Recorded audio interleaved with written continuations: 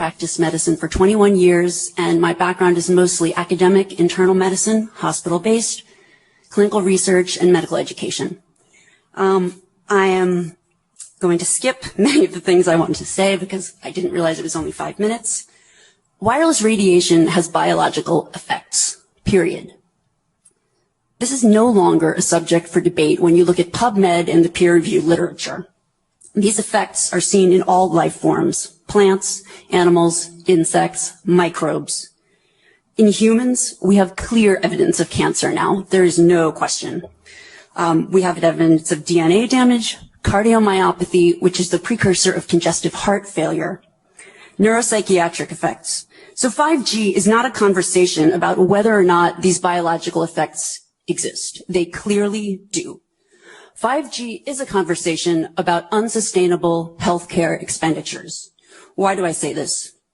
We've been sitting on the evidence for EMR and chronic disease for decades. And now we are seeing all these epidemics appearing.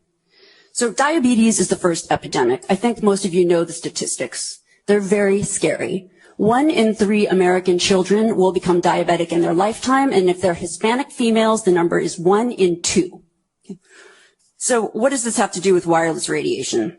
Wireless radiation and other electromagnetic fields, such as magnetic fields and dirty electricity, have been clearly associated with elevated blood sugar and diabetes.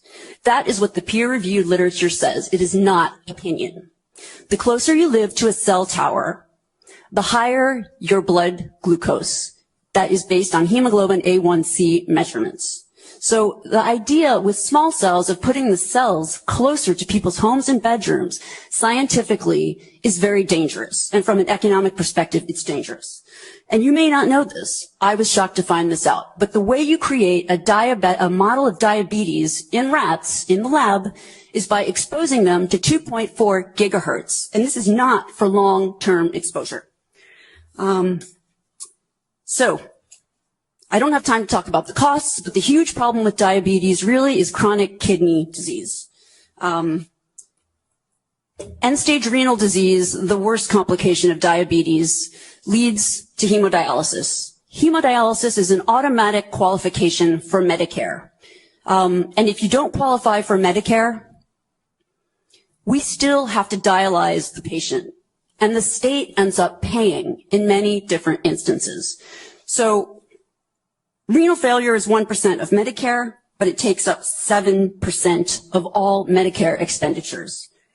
I don't have time to talk about this anymore, but once again, so the other epidemics that clearly link from the science with electromagnetic radiation are related to mental health. And this is straight from PubMed. This isn't my opinion. This is science. Okay? For those of us who aren't physicians, what is PubMed? I'm sorry.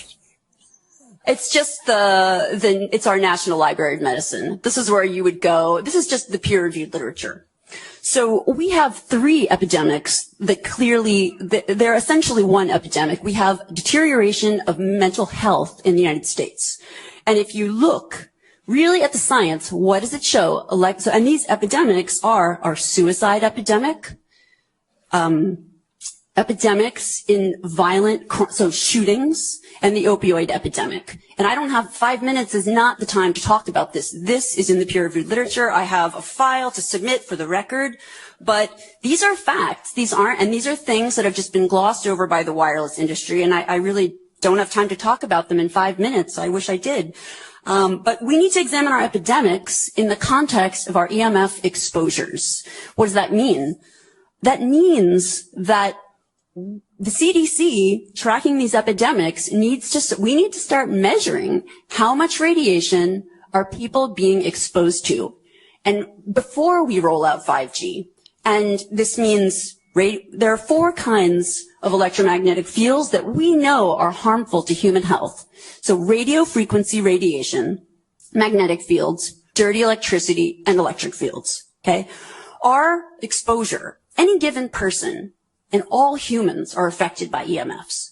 Our given exposure has nothing to do with the research that my colleagues are going to cite, with the National Toxicology Program.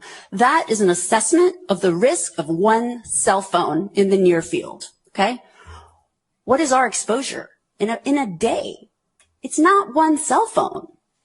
It's cell phones, it's multiple wireless networks, it's smart meters, it's cell towers. It's this sandwich, and it all adds up. And this is a serious problem for occupational health, public safety, and personal safety. And I feel that it's irresponsible to be even talking about the Internet of Things and rolling out a new untested technology when we're not even measuring what are our current exposures from the current networks. Doctor, appreciate your testimony. Would you again provide us with your credentials? You said at the beginning. Yes, I'm an MD. I'm board certified in internal medicine. I've been assistant professor at different medical schools, mostly in New York, most recently the University of Miami. And I got interested in electromagnetic fields after my administrator at the University of Miami gave me a new iPhone. I used it for 20 minutes on speaker, and my finger was burning at the end of the call. So that was years ago. I started reading about the science and connecting with other scientists, and really my expertise, I've taken care of a lot of patients with chronic disease. So when I talk about diabetes and, for instance, heart failure, that, you know, the National Toxicology Program shows clear evidence of cardiomyopathy in that study. In other words, that's a precursor to congestive heart failure. And I want to just read one thing, if you'll allow me. This is from the United States Renal Data System, Healthcare Expenditures for Persons with Chronic Kidney Disease. So over half of the 2015 Medicare spending for beneficiaries aged 65 and older was for those who had diagnoses of CKD, diabetes mellitus, or heart failure. All three of these conditions, when you look as an independent scientist, not someone who's funded by wireless, all of those three conditions are linked. So diabetes and heart failure are linked with EMF exposures. It's very clear. Doctor, what are your trained medical professional? Yes. We don't have one on the panel. What are we to make of the American Cancer Society, for example, telling us there's no evidence of harmful product? Well, at this point, there's a national and international 5G appeal. I don't know how many thousands of people have signed. But the point is that many of these organizations have conflicts of interest. And I can't speak to, I don't know who's on their board, who made these decisions. My testimony comes from, I've been reading this literature for years. And really I got interested in it because I spent my career taking care of so many patients who were sick in the hospital that when I found out about the links, I was just shocked. I couldn't believe it. So I've read these articles myself, and the experts who don't work for telecom and who are in their independent research, everyone comes to the same conclusion. We're not in a place where we should be debating this anymore. This is exactly what happened with tobacco. It's the exact same thing. And really, right now, the only people who are able to protect Americans are our legislators, because we don't have any relevant regulatory guidelines to protect human health. The FCC guidelines were developed for short-term exposures, 6 minutes, 30 minutes, depending on it's a phone or an outdoor exposure. And they have absolutely no connection to the biological effects that have been very clearly summarized in the Bio Initiative. That's a huge document generated. All of the summaries are there. I've got it here for you if anyone wants to read it. I have very concise summaries and abstracts documenting everything that I'm saying.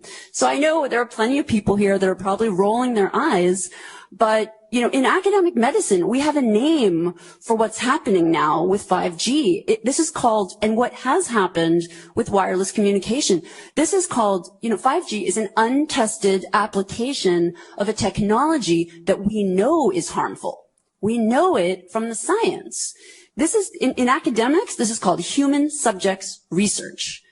Human subjects research is very tightly regulated. You can't just roll out some type of a research project on human beings unless A, you have their informed consent, so they understand the risks and benefits. And B, you have the approval. Like someone has actually, examined the literature and said, okay, this research project, we believe that it's safe. There's no evidence in the science to indicate that it would not be safe. We have decades of evidence to show that it is not safe. Thank you, Dr. Goldberg. Thank you.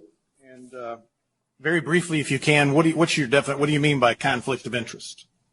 I mean that, so I've taught, one of the things that I taught in medical school is evidence-based medicine. So teaching medical students and residents how to critically evaluate the literature, the science. And one of the first things that you teach residents is that you always have to look at the funding.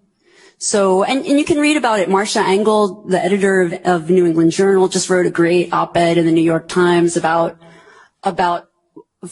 researchers who are funded by private industry. The results of their research are much more likely to support whatever it is that is being funded. That's clear. President Garrett has a question.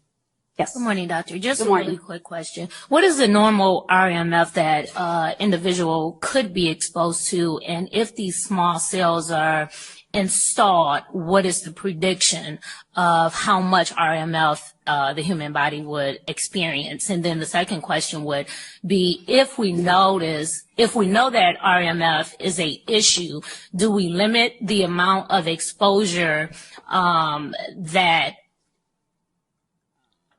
somebody with cardio issues in the hospitals, whether they're going through a CAT scan so are we limiting that because we know that just small cells alone is not the issue? It's, as you talked about earlier, it's the sandwich. So give me the normal levels, what the prediction is that the human body would experience moving forward. Well, I'm so glad that you're asking that question.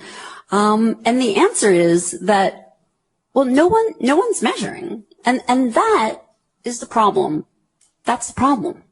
Because we have, and the way I think about this is in occupational health perspective. I think about, because people go to work and so for instance, your exposure will depend on what you do in a given day.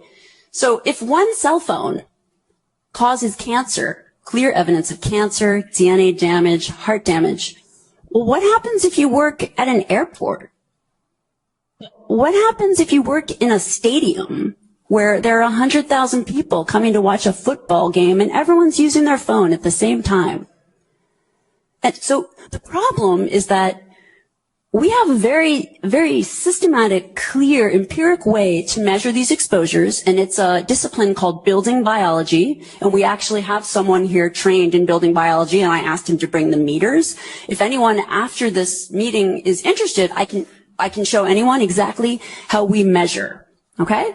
But that is the problem, that we don't measure, and there are certain situations relevant to public safety where we really do need to be measuring. With firefighters, with airline pilots. Because when you activate microwave radiation inside an enclosed metal space, you get amplification, you have increased power density. So think about it, an airplane, everyone's with their devices, every device is emitting radiation, and the access point is right next to the cockpit usually. So what does this do to pilots? What does this do to firefighters? We already have a submission to the FCC from Susan Foster about firefighters that were unable to function in the line of duty.